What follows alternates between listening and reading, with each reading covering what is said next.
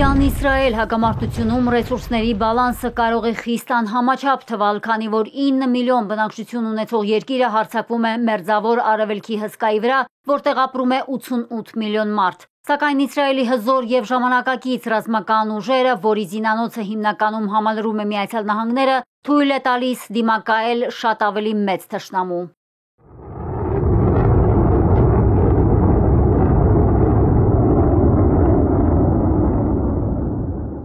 Ցամաքում և օդում կատաղի պայքարը շարունակվում է արդեն 5 օր, ԲԻԲԻ-ի վարչակազմը հայտարարել է, Թեհրանի երկինքն իր հսկողության տակ է։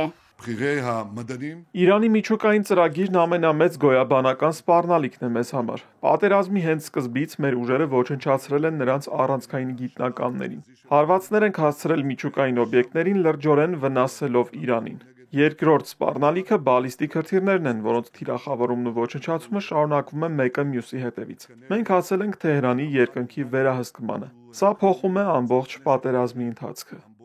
Իսրայելը հայտարարել է, որ սպանել է Իրանի զինված ուժերի միասնական մարտական հրամանատարության շտաբի պետ Ալի Շադմանիին, որն այս պաշտոնում 4 օր առաջ էր փոխարինել սպանված մեկ այլ գեներալի։ Իսրայելը Շադմանիին ներկայացրել է որպես պատերազմի ժամանակ Իրանի գլխավոր շտաբի պետ, ռեժիմի ամենաբարձրաստիճան ռազմական հրամանատար և Այաթոլլահ Խամենեիի մտերիմ։ Ցախալը շարունակում է թիրախավորել նաև Իրանի ցամաքային ռադարներն ու արձակման կայանքները։ Նախքան պատերազմի մեկնարկը Իսրայելի հետախուզության գործակալները ներթափանցել էին Իրան հակահարձակումը խափանելու համար։ Մոսադը մաքսանենգ ճանապարհով անօդաչուներ է ներմուծել Իրան ներսից հոբ համակարգերը ոչնչացնելու համար։ Հարվածներ է ստանում ոչ միայն Իրանի խաղաղբնակչությունը, այլև մեդիան։ Ուղիղ եթերում պայթեցվել է Իրանի պետական հեռուստաընկերությունը։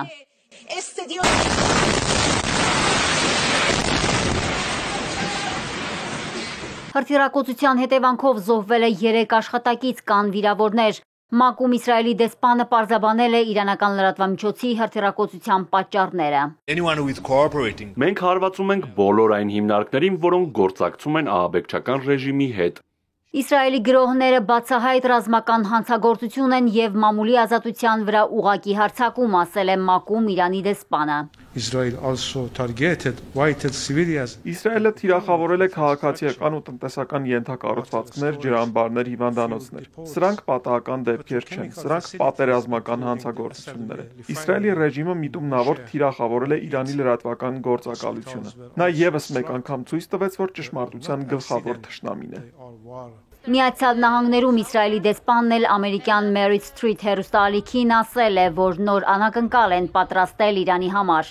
Մի քանի անակնկալ ենք պատրաստել, երբ փոշին նստի, հինգշաբթի և ուրբաթ կտեսնեք որոշ անակնկալներ, որոնց համեմատ Լիբանանում Հզբոլլահի դեմ փեյջերների պայթեցման գործողությունը դատարկ բան կթվա։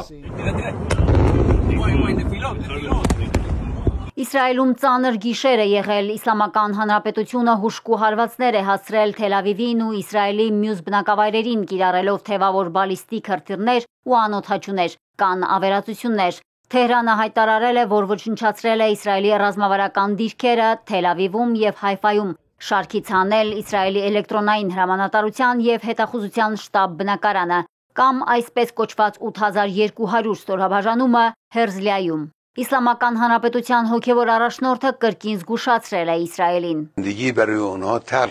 Նրանց համար կյանքն ավելի դառն է լինելու։ Նրանք չպետք է մտածեն, որ հարձակվեցին մեզ վրա և ամեն ինչ վերջացած է դրանով։ Իհարկե ոչ, նրանք են սկսել այս պատերազմը։ Սիոնիստական ռեժիմը չի կարող անվտանգ խույս տալ իր գործած նողկալի հանցանքից։ Իրան-Իսրայել պատերազմը նաև մեծ յոթնյակի առանցքում է։ Դոնալդ Թրամփն ընդհատել է Կանադա այցը։ Սպիտակ տան ղեկավարը հայտարարել է, որ G7 գագաթնաժողովից շուտ է հեռացել ոչ թե Իրան-Իսրայել հրադադարի շուրջ աշխատելու, այլ ավելի լուրջ բանի համար։ Նա մանրամասներ չի բացահայտել։ Ֆրանսիայի նախագահ Էմանուել Մակրոնն ավելի վաղ ասել է, որ Թրամփը մեկնում է Մերձավոր Արևելքում հրադադարի հարցի համար, սակայն ըստ Միացյալ Նահանգների նախագահի հանրային ճանաչման ձգտող Մակրոնը սխալվել է։ Թրամփը կարծում է, որ Իրանը հիմա բանակցության սեղանի մոտ է և ցանկանում է համաձայնության հասնել։ Սոցիալական ցանցում Թրամփը գրառում է կատարել դիմելով իրանցիներին։ Բոլորը պետք է անհապաղ տարհանվեն Թեհրանից։ Նախագահը նաև հրավիրել է Ազգային անվտանգության խորհրդի արտահերթ նիստ Մերձավոր Արևելքում ստեղծված իրավիճակը քննարկելու համար։ Առանց Թրամփի մեծ յոթնյակը եզրափակիչ հայտարարություն է ընդունել, աջակցելով Իսրայելին և Իրանն անվանելով Մերձավոր Արևելքում անկայունության և ահաբեկչության աղբյուր։ Առաջնորդները պնդում են, որ Իրանը երբեք չպետք է միջուկային զենք ունենա։ Միաժամանակ նրանք ընդգծել են, որ Իսրայելն ունի ինքնապաշտպանության իրավունք։ Գագաթնաժողովի մասնակիցները կողմերին դեէսկալացիայի կոչ են արել։ Մարիկ Կոստանյան, Էպիկենտրոն։